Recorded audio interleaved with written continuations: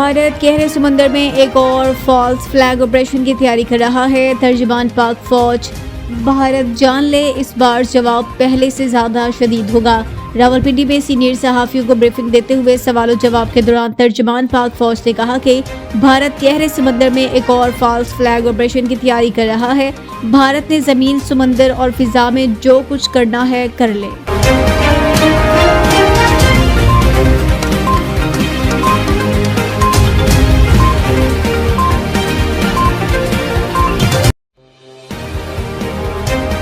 ضلع کلات میں security forces کی کارروائی میں فتنۃ الہندوستان کے 4 دہشت گرد ہلاک. پاک فوج کے شعبۂ تعلقات عامہ ISPR کے مطابق سیکیورٹی فورسز کی بلوچستان کے ضلع کلات میں بڑی کارروائی.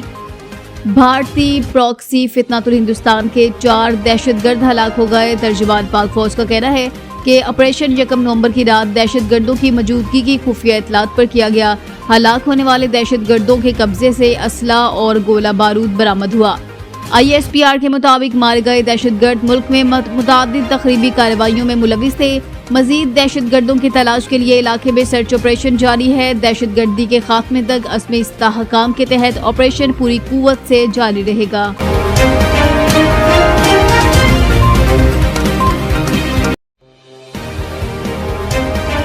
اسموک تدارک کیس. لاہور ہائی کورٹ کا مارکیٹیں اور بازار رات 10 بجے بند کرنے کا حکم.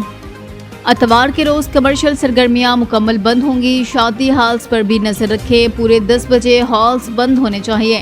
لاہور ہائی کورٹ اسموک کے تدارک کے حوالے سے دائر درخواستوں پر سماعت ہوئی. جسٹس شاہد کریم نے درخواستوں پر سماعت کی. ڈپٹی کمشنر لاہور عدالتی حکم پر عدالت پیش ہوئے. عدالت نے ریمارکس دیے کہ ایک تجویز ہے 1 ماہ کے لیے اتوار کو تمام کمرشل سرگرمیاں بند کرنی چاہیے.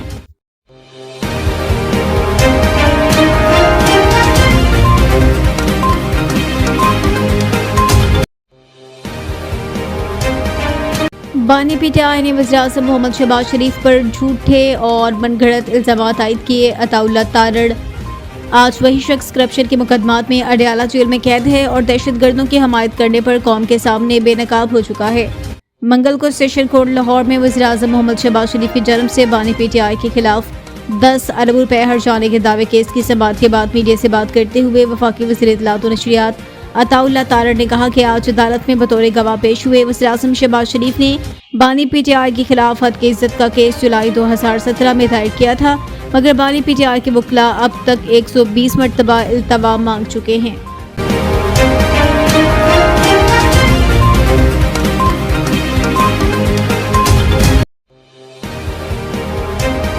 انسداد دہشت گردی عدالت نے 6ٹھی مرتبہ پاکستان تحریک انصاف PTI کے بانی چیئرمین اور سابق وزیراعظم عمران خان کی ہمشیرہ علیمہ خان کے وارنٹ گرفتاری جاری کر دیے.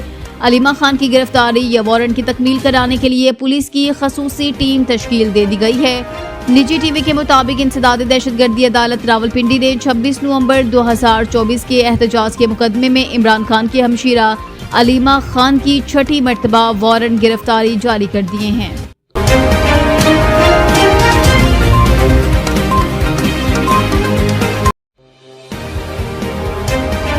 دارالحکومت اسلام آباد کے مختلف علاقوں میں تیز بارش اور ژالہ باری کا سلسلہ شروع ہو گیا ہے، جس سے شہر کا موسم بدل گیا. سردی کی شدت میں اضافہ ریکارڈ ہوا. محکمہ موسمیات نے جڑواں شہروں سمیت ملک کے بعض علاقوں میں 4 سے 5 نومبر تک بارشوں کی پیش گوئی کر رکھی ہے. ادھر خیبر پختونخوا کے ضلع دیر اور سوات میں گرج چمک کے ساتھ موسلا دھار بارش اور ژالہ باری سے سردی کی شدت میں اضافہ ہو گیا ہے.